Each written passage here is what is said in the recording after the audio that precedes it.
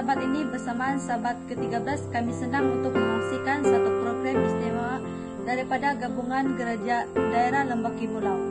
Program ini bertemakan Light in the Valley. Matius 5 ayat 14 konsepnya adalah kita ini adalah terang dunia dari kawasan lembah akan bersinar kepada semua masyarakat daerah Lembah Kimulau bahkan di Sabah, Malaysia maupun seluruh dunia. Untuk pengetahuan kita semua, program ini dibagikan kepada 3 sesi. Sesi 1 ini kita akan mendengarkan lagu istimewa, ayat hafalan dan kesaksian dari gereja CSS Tapatau dan Keluban.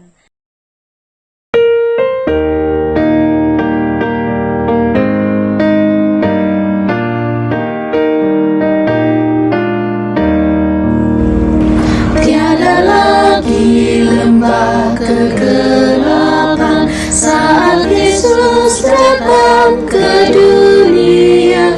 Tiada lagi lembah kegelapan di saat Yesus datang. Dia datang jemput semua pulang ke surga yang mulia. Tiada lagi lembah kegelapan di saat Yesus datang. Tiada lagi duka dan derita saat Yesus datang ke dunia. Tiada lagi duka dan derita di saat Yesus datang. Dia datang jemput semua pulang ke surga yang mulia. Tiada lagi lembah kegelapan di saat Yesus datang. Sambutlah dengan kidung pujian saat Yesus datang ke dunia. Sambutlah dengan kidung pujian di saat Yesus datang. Dia datang jemput semua pulang ke surga yang mulia. Tiada lagi lembah kegelapan di saat Yesus datang. There'll be songs of greeting when Jesus comes. There'll be songs of greeting when Jesus comes, and a joyful meeting when Jesus comes. Together His loved ones home. Together His loved ones home. Together His loved ones home. There'll be no doubt fearing when Jesus comes. Together His loved ones home.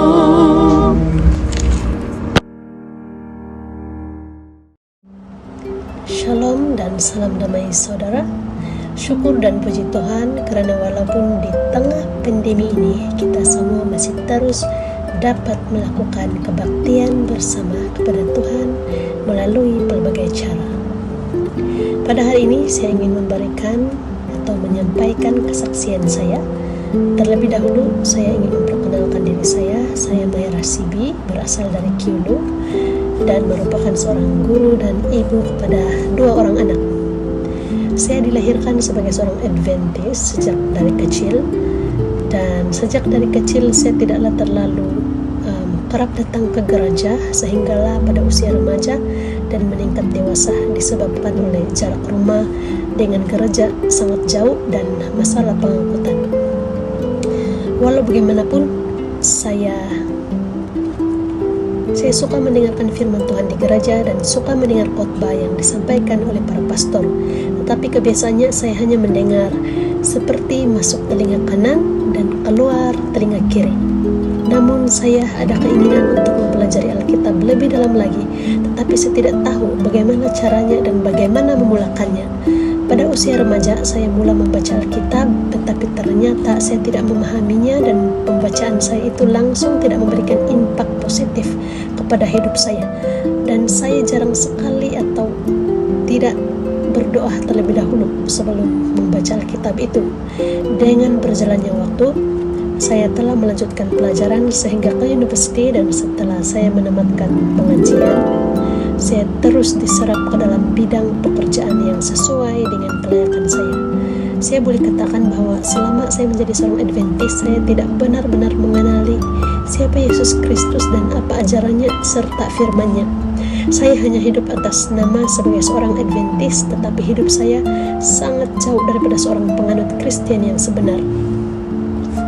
Saya boleh katakan saya hidup seperti dalam lembah kekelaman dan kegelapan. Saya mengalami beberapa situasi dan pengalaman hidup yang paling suram, dan seperti tanpa pengharapan dalam hidup saya, dan seolah-olah saya tidak akan lagi dapat melihat terang kebenaran itu. Saya dalam awang-awangan dan hidup penuh dengan pergumulan dosa. Saya juga sering mengalami keputusasaan, hilang harapan, sakit hati, menderita, dan merasakan masa hadapan yang gelap.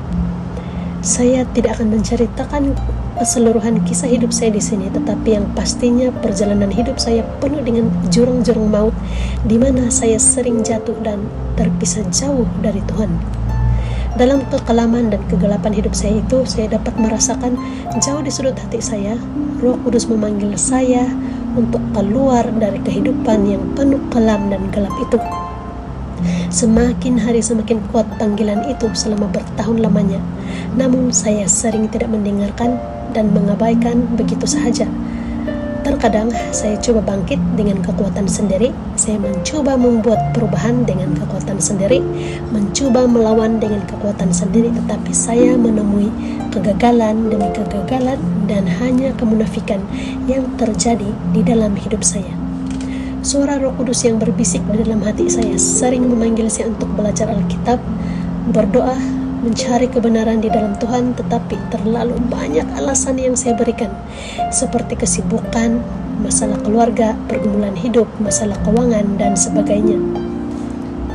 Yesus Kristus tidak pernah berputus asa dengan saya. Saya dapat merasakan Yesus Kristus masih mengasihi saya, dan Dia benar-benar ingin saya mengenal Dia dengan lebih dekat, sehingga suatu hari Tuhan mengetuk pintu hati saya dengan begitu keras. Semua alasan-alasan yang saya berikan selama ini, Tuhan lenyapkan itu dengan memberikan suatu istirahat, sehingga saya tiada lagi alasan untuk tidak mempelajari firman-Nya. Pada waktu lockdown terjadi pada awal tahun 2020, jika saya tidak silap, sebuah dekret atau perintah telah dikeluarkan oleh kerajaan, yaitu perintah berkurung di rumah karena terjadi pandemi COVID-19. Itulah saat di mana pukulan yang begitu hebat yang saya rasakan. Suatu ketakutan menimpa diri saya. Adakah Tuhan mau menegur saya yang selama ini tidak memperhatikannya? Saya percaya ramai juga antara kita yang punya pengalaman seperti ini. Jika Tuhan datang pada saat itu, saya dapat merasakan bahwa saya tidak punya harapan. Maut sudah pasti bagi orang yang berdosa seperti saya. Saya di rumah dengan suami dan anak-anak saya. Saya merasakan suatu keadaan yang begitu berbeza dengan sebelumnya. Sebelumnya hidup saya sentiasa sibuk dengan hal-hal duniawi dan tiada masa untuk Tuhan. Tetapi semasa lockdown itu, saya punya masa yang cukup banyak untuk berehat di rumah dan bersama keluarga. Walaupun begitu, rehat itu bukan rehat yang sesungguhnya bagi saya, karena pikiran-pikiran saya dipenuhi dengan berbagai-bagai persoalan, ketakutan, dan kekhawatiran. Saya bertanya kepada Tuhan, adakah ini semua adalah suatu teguran Tuhan untuk saya yang sering menjadi sibuk sebagai alasan untuk tidak mempelajari firman-Nya? Saat itu Roh Kudus menyuruh saya untuk belajar firman-Nya. Saya percaya Tuhan mau mengatakan kepada saya masa itu, inilah masanya kamu tidak sibuk lagi, dan gunakanlah masa yang saya berikan untuk membaca Alkitab, ilham Tuhan itu. Dengan dorongan Roh Kudus yang begitu kuat itu, akhirnya saya mulai mengambil dan membaca buku dari tulisan inspirasi Tuhan itu yang sudah lama saya simpan di dalam rak buku. Alkitab dan tulisan roh nubuat itu sudah berhabuk karena langsung tidak disentuh dalam jangka waktu yang sangat lama. saya memutuskan untuk membaca firman Tuhan dengan secara konsisten selama masa lockdown itu, setiap hari tanpa henti. Siang dan malam saya membaca buku itu. Mulanya saya mengalami kesukaran untuk memahami, tetapi apabila saya berdoa memohon tuntunan Roh Kudus dan berdoa di dalam hati sama-sama membaca, saya merasakan Roh Kudus telah memimpin saya untuk dapat memahami tulisan-tulisan inspirasi itu secara sedikit demi sedikit. Semakin saya membaca, semakin mata saya terbuka dan semakin saya melihat diri saya yang berdosa. Saya semakin melihat segala kekurangan saya dan kelemahan-kelemahan saya dan dosa-dosa secara jelas yang saya tidak tahu dan tidak sadari selama ini. Saya melihat betapa hinanya diri saya jika dibandingkan dengan kasih karunia luar biasa yang Yesus Kristus telah berikan kepada manusia. Tanpa saya sadari, air mata mengalir dengan begitu deras keluar dari kelopak mata saya. Melihat betapa buruknya dan hinanya hidup saya selama ini, rasa berdosa dan bersalah di hadapan Tuhan timbul di dalam hati saya dan saya benar-benar merasa begitu kejinya dosa itu. Roh Kudus Tuhan memimpin saya kepada suatu pertobatan dan menyerahkan segenap kehidupan saya kepada Tuhan. Suatu kerinduan untuk mempelajari firman Tuhan dan mengenal Tuhan lebih dalam lagi membuak-buak di dalam hati saya. Saya merasa belum cukup lagi. Saya ingin lebih lagi daripada Yesus Kristus. Dan puji Tuhan, Dia telah membuka jalan kepada saya untuk mempelajari firman-Nya melalui pelatihan Alkitab secara online dan offline yang dianjurkan oleh organisasi dan umat-umat Tuhan yang takut akan Tuhan. Saya percaya Tuhan telah mengaturkan semuanya ini untuk saya dan orang-orang yang ingin mempelajari firman-Nya. Yesus Kristus yang kita sembah sungguh luar biasa dan begitu peduli dengan kita semua. Setiap kali saya mempelajari firman-Nya, saya sering tewas dengan air mata. Saya begitu terharu dengan besarnya kasih Yesus Kristus kepada saya yang berdosa ini. Kasih-Nya sungguh amat dalam dan tidak terselami oleh manusia, sehingga saat ini saya masih belum merasa cukup untuk mempelajari firman-Nya dan mengenal Dia dengan lebih dekat lagi. Yang tadinya saya merasa hidup penuh kelam dan gelap serta tidak berpengharapan, kini saya dapat melihat cahaya dan terang harapan di hadapan, yaitu Yesus Kristus yang telah mati bagi Anda dan saya. Darahnya tertumpah bagi Anda dan saya untuk memberikan kita suatu pengampunan dosa dan membenarkan kita di hadapannya. Kematiannya di kayu salib adalah bukti kasih dan pengorbanannya yang begitu besar bagi kita, semua umat manusia. Dia telah mati bagi kita di salib. Dia meninggalkan kemuliaannya di surga. Dia sanggup dihina, diejek, diperlakukan dengan tidak adil, hidup miskin dan susah serta menderita demi untuk menyelamatkan Anda dan saya. Adakah kita mau menyalipkan segala dosa-dosa kesayangan kita, segala ego kita, segala perasaan membenarkan diri kita, segala kesombongan kita, segala kejahatan kita bersama-sama dengan Yesus? Dia mengerti masalah kita, penderitaan kita, pergumulan kita, kesakitan kita, kekurangan kita, dan semuanya tentang kita, karena Dia juga pernah menjadi manusia seperti kita. Dia pernah mengenakan kemanusiaan di dalam dirinya agar Dia dapat mengerti apapun masalah dan penderitaan yang kita hadapi. Dia pernah menjadi manusia dan pernah hidup di antara manusia, telah menjadi bukti bahwa Dia benar-benar ingin tinggal bersama dengan kita, dan Dia mahu kita juga mahu Dia untuk tinggal bersama-sama dengan kita di dalam kehidupan kita setiap saat. Dia ingin memberikan kita suatu istirahat dan kelegaan di dalam Dia. Dia mahu kita berharap dan bersandar hanya kepadanya. Dia mahu kita percaya hanya kepada Dia dan bukannya percaya kepada diri kita sendiri. Sebelum saya mengakhiri kesaksian saya ingin mengutip beberapa ayat dari Alkitab. Dalam Matius 11 ayat 28 mengatakan, "Marilah kepadaku semua yang letih lesu dan berbeban berat, aku akan memberi kelegaan kepadamu." Mari datang kepada Tuhan. Dia akan memberikan kita kelegaan atau istirahat dari segala dosa kita. Dalam Yehezkiel 34 ayat 12, seperti seorang gembala mencari dombanya pada waktu domba itu tercerai dari kawanan dombanya, begitulah aku akan mencari domba-dombaku, dan aku akan menyelamatkan mereka dari segala tempat kemana mereka diserahkan pada hari berkabut dan hari kegelapan. Yesus Kristus ingin mencari Anda dan saya yang berdosa. Dia ingin menyelamatkan kita dari kabut dan kegelapan, seperti mana Tuhan mencari Adam dan Hawa yang telah jatuh ke dalam dosa di Taman Eden. Tuhan juga ingin mencari kita yang berdosa, ini untuk datang kepadanya dan menerima keselamatan yang Dia telah karuniakan kepada kita melalui jasa dan pengorbanannya di kayu salib. Saya ingin menutup kesaksian saya dengan satu ayat terakhir dalam 2 Samuel 22 ayat 29, karena Engkaulah pelitaku ya Tuhan, dan Tuhan menyinari kegelapanku. Semoga kesaksian ini dapat memberikan manfaat kepada kita semua dan mengangkat jiwa kita untuk datang kepada Yesus Kristus. Terima kasih dan Tuhan memberkati. Selamat hari Sabat semua, saya Audrey. Ayat hafalan yang saya kongsikan ialah Ulangan 5 ayat 12. Tetaplah ingat dan kuduskanlah hari Sabat seperti yang diperintahkan kepadamu oleh Tuhan Allahmu.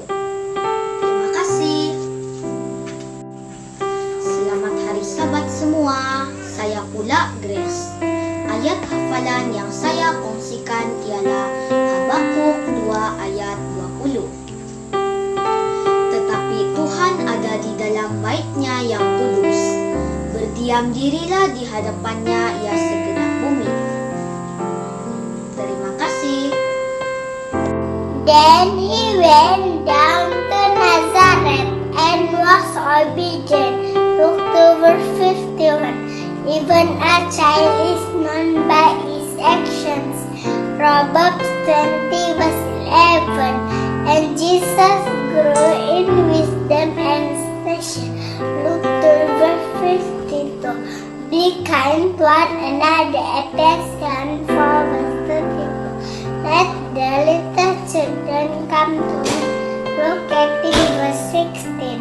Jesus came to seek and to save what was lost. Luke 19 verse 10. Love your neighbor as yourself. Luke 10 verse 27. Filipi 2 ayat 2. Om umbal koda kopiodo puposono do ginawa ku om wansayo do kayu om ya galiti. Kuiso iso ono o ginawa do kayu do magiin sian-sian om oyo o kawayo wayo o do magiin sian-sian om iso o pemusalahan om iso o kerahian.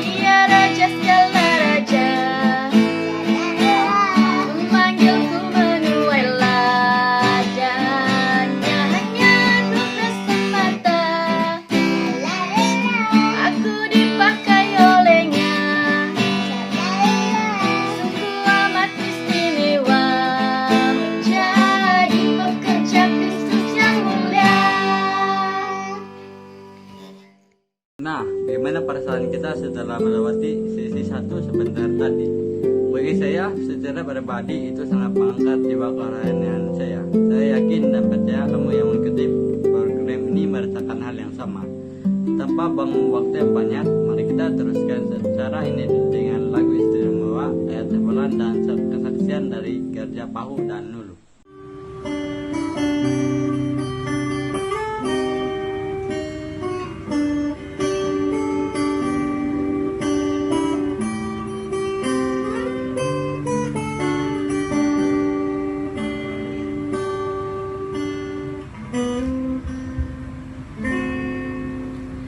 Terkadang kita merasa tak ada jalan terbuka,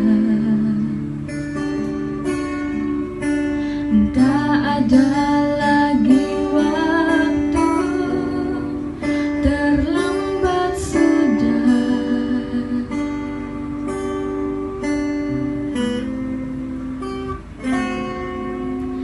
Tuhan tak pernah berdusta,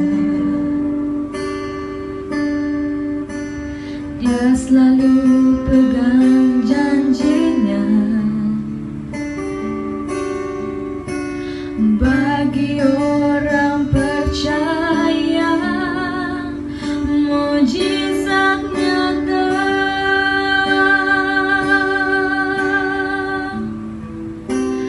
Dia mengerti, Dia peduli persoalan yang sedang terjadi.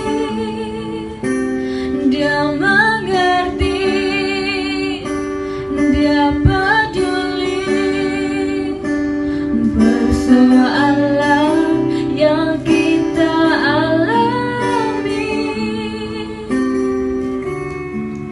Namun satu yang Dia minta, agar kita percaya sampai mujizat menjadi nyata.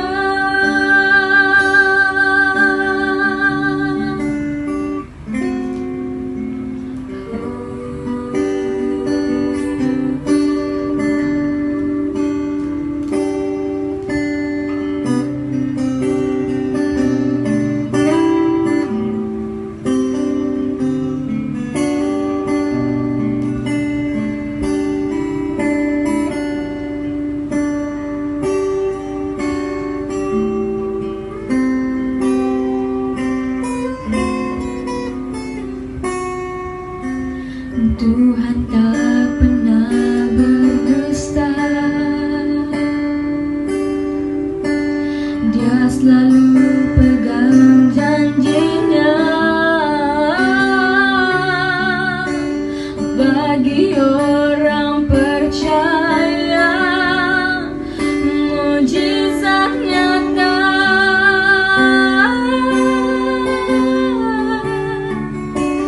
Dia mengerti,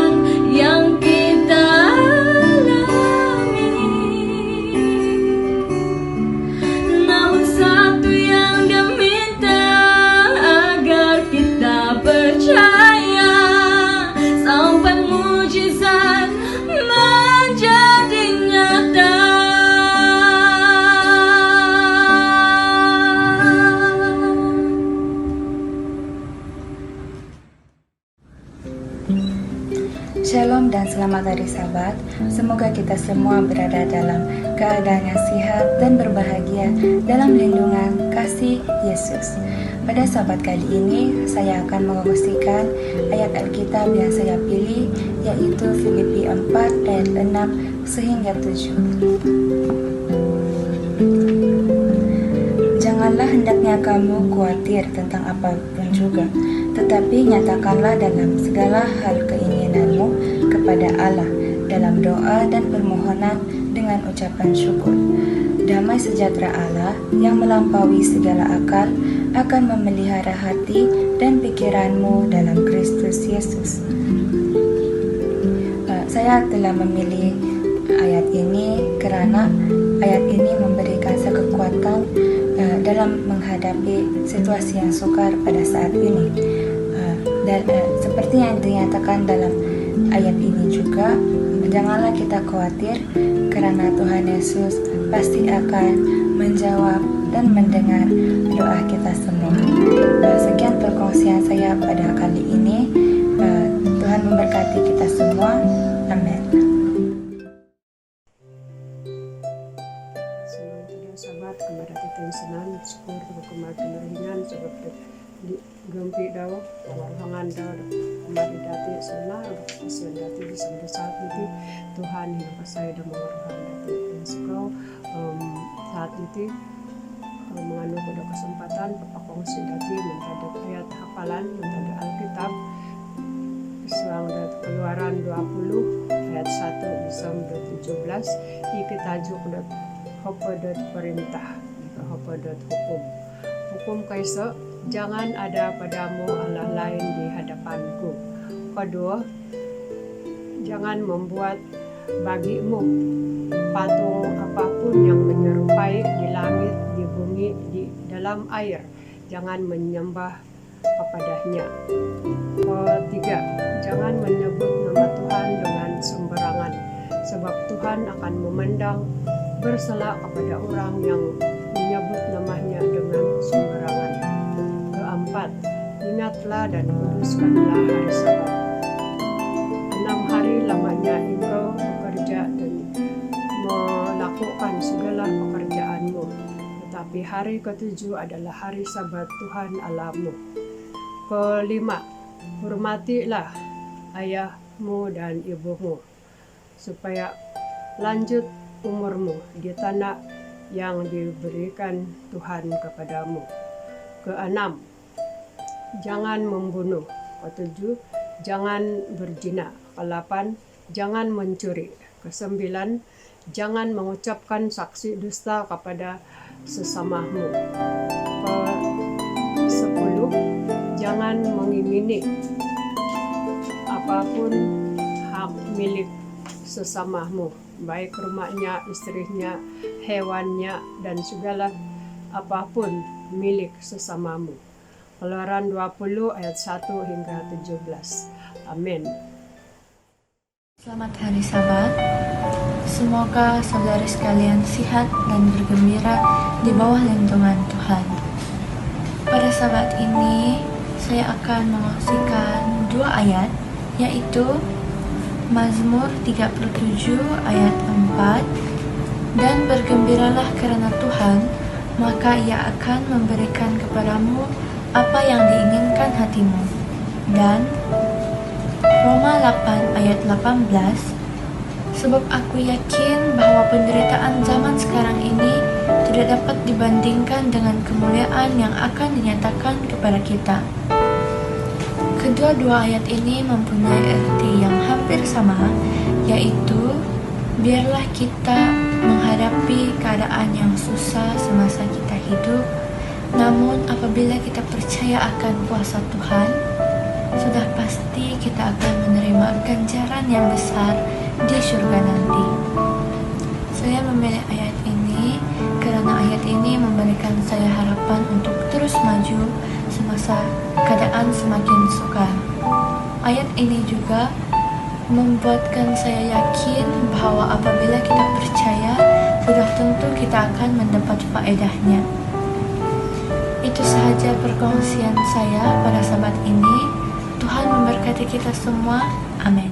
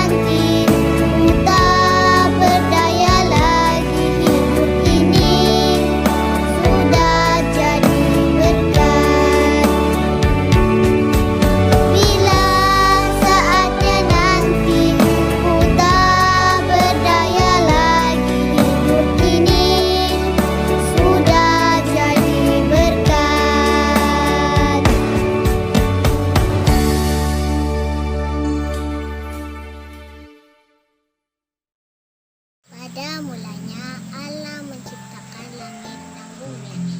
Kejadian 1 ayat 1. Mari kita mendengar ayat hafalan. Dan apabila aku pergi ke situ dan telah menyediakan tempat bagimu, aku akan datang kembali dan membawamu ke tempatku, supaya di mana aku berada, kamu pun berada. Yohanes 14 ayat 3. Betapa baik dan indahnya apabila saudara-saudaraku tinggal dalam kesatuan. Mazmur 133 ayat 1. Shalom, salam damai buat kita semua, dan selamat hari Sabat bagi kita yang menyambut hari Sabat. Terlebih khusus kepada anggota jemaat daerah Lembah Kimulau, Tuaran, Sabah, Malaysia. Bapak Ibu yang terkasih dalam Yesus Kristus, di Sabat yang suci ini, Sabat ke-13, kita ada satu program yang sangat istimewa yang bertemakan Light in the Valley, cahaya di dalam lembah, yang bermaksud cahaya ataupun terang yang berasal daripada lembah Kimulau. Nah, bertepatan dengan itu, tajuk firman Tuhan di Sabat ini adalah kamu adalah terang dunia. Kamu adalah terang dunia. Mari kita berdoa. Bapa kami yang bertakhta di sorga, kami bersyukur kami masih sehat dapat mendengarkan firman Tuhan. Terima kasih waktu ini Engkau memberkati kami yang sedang mendengar, dimanapun kami berada. Engkau jadikan suasana kami suasana yang berbakti. Begitupun dengan hamba-Mu, lindungi hamba-Mu di balik salib-Mu, agar kemuliaan-Mu yang terpancar pada saat hamba-Mu berbicara. Inilah doa pengharapan kami, di dalam nama Yesus kami berdoa. Amin. Saudaraku yang terkasih, ayat inti kita pada Sabat ini terdapat di dalam Matius 5 ayat 14 yang berkata, kamu adalah terang dunia. Ini ada sejarahnya. Pada waktu masih pagi benar, orang-orang ramai telah berkumpul. Matahari terang benderang yang semakin tinggi di langit biru menghalau bayang-bayang gelap yang menghendap di lembah-lembah dan di antara ngarai gunung. Keindahan langit di sebelah timur belum pudar. Cahaya matahari memenuhi bumi dengan keindahannya. Permukaan danau yang tenang memantulkan cahaya yang keemas-emasan dan mencerminkan awan pagi yang kemerah-merahan. Setiap kuncup bunga dan tangkai berdaun berkilau-kilauan dengan tetesan-tetesan embun. Dan burung-burung berkicau merdu di antara pepohonan. Pada ketika itu, Yesus melihat orang ramai yang sedang berkumpul untuk mendengarkan firman-Nya. Dan Dia mengarahkan pandangannya ke arah matahari yang sedang terbit. Dan Dia katakan, kamu adalah terang dunia. Sungguh indah. Yesus menggunakan ilustrasi yang bersahaja, ilustrasi yang sangat sederhana untuk memberi makan kepada orang ramai melalui firman-Nya. Yesus berkata, kamu adalah terang dunia. Kota yang terletak di atas gunung tidak mungkin tersembunyi. Demikianlah hendaknya terangmu bercahaya di hadapan orang, supaya mereka melihat perbuatanmu yang baik dan memuliakan nama Bapa yang di surga. Sebagaimana matahari melakukan tugas kasihnya, menghalau naungan malam dan bangunkan dunia pada kehidupan, demikian juga pengikut Kristus harus pergi melaksanakan misi sorga, menyebarkan terang sorga kepada orang yang berada di dalam kegelapan dan penuh dengan dosa. Yesus sesungguhnya adalah terang itu. Yohanes 1 ayat 4 berkata, Dalam Dia ada hidup, dan hidup itu adalah terang manusia. Yesuslah terang yang sesungguhnya. Kita ini tidak ada terang. Tanpa Yesus, kita ini tidak akan dapat menerangi diri kita sendiri. Tetapi ketika kita bergantung sepenuhnya kepada Tuhan, maka Dia akan menerangi kita. Dia akan memberikan cahaya kepada kita. Cahaya ini melambangkan tabiat Allah, dan kita akan bawa tabiat Allah ini untuk menerangi sesama kita. Yohanes 17 ayat 18 berkata, Allah mengutus kita ke dunia ini untuk menjadi saluran bagi menyatakan Kristus kepada semua umat manusia. Saudaraku yang terkasih, Yesus tidak berkata, berjuanglah untuk membuat terangmu bercahaya. Sebaliknya, Yesus berkata, biarlah terangmu bercahaya. Artinya adalah Yesus sudah tinggal di dalam kita. Yesus sudah tinggal di dalam terang ini. Mana mungkin kita sembunyikan terang ini? Itu tidak masuk akal. Terang ini biarkanlah bercahaya. Biarlah karakter Yesus akan terpancar di dalam pribadi kita, dan kita berikan terang kepada orang ramai. Dan dikatakan lagi bahwa terang ini akan terus bercahaya dan tidak akan padam. Karena apa? Karena Yesus Kristus ada di dalam hati kita. Ada orang yang berusaha, ada orang yang berjuang untuk membuat terangnya bercahaya. Tetapi tidak lama setelah itu, terang itu padam seperti ini. Seperti Yusuf menjadi terang di Mesir, Daniel dan teman-temannya menjadi terang bagi istana di Babel. 12 rasul menjadi terang pada zamannya setelah Yesus terangkat ke sorga. Demikian juga kita pada saat ini. Kita menjadi terang kepada orang ramai, mengabarkan kasih Yesus Kristus yang begitu indah. 1 Yohanes 4 ayat 16 berkata, terang itu memimpin orang untuk mempercayai kasih Allah kepada kita. Hati yang pernah berdosa dan jahat akan disucikan dan diubah supaya dinyatakan tidak bernoda dan penuh kegembiraan di atas kehidupan dan kemuliaannya. Jadi, maksud Allah memanggil umatnya dari Abraham sampailah kita sekarang ini adalah hanya satu, untuk menjadi berkat kepada orang ramai. Sahabatku yang terkasih, tema kita sahabat ini adalah Light in the Valley, cahaya di dalam lembah. Di daerah lembah Kimulau ini akan menjadi terang Kristus, akan bersinar bukan hanya kepada daerah lembah Kimulau ini saja, tetapi terus bersinar kepada dunia, menyatakan tabiat Allah kepada orang ramai, supaya orang ramai mendapatkan berkat yang sama, yaitu berkat keselamatan dari Tuhan kita Yesus Kristus. Amin. Bukan hanya di daerah lembah Kimulau saja, tetapi bagi kita yang mendengar firman Tuhan pada sabat ini, dimanapun kita berada, kita adalah terang dunia. Panggilan buat kita sabat ini, ketika kita mendapatkan terang itu, bicarakan itu, doakan itu, nyanyikan itu, sebar luaskan tentang perkabaran Tuhan Yesus, dan lanjutkan ke daerah-daerah seberang.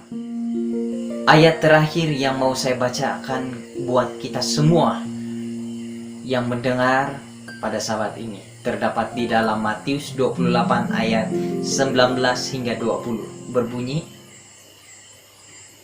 "Pergilah, jadikanlah semua bangsa muridku dan baptislah mereka di dalam nama Bapa, Anak, dan Roh Kudus. Dan ajarlah mereka segala sesuatu yang kuperintahkan kepadamu. Dan ketahuilah bahwa aku menyertai kamu sampai kepada akhir zaman." Demikianlah firman Tuhan kita pada Sabat ini. Tuhan memberkati kita. Mari kita berdoa. Bapa kami yang bertakhta di sorga, terima kasih Tuhan atas kebaikan-Mu dalam diri kami. Sepanjang ibadah ini Engkau sudah berserta dengan kami.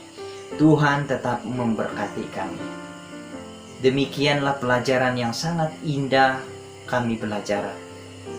Tuhan mengajarkan kami bahwa kami ini adalah terang dunia.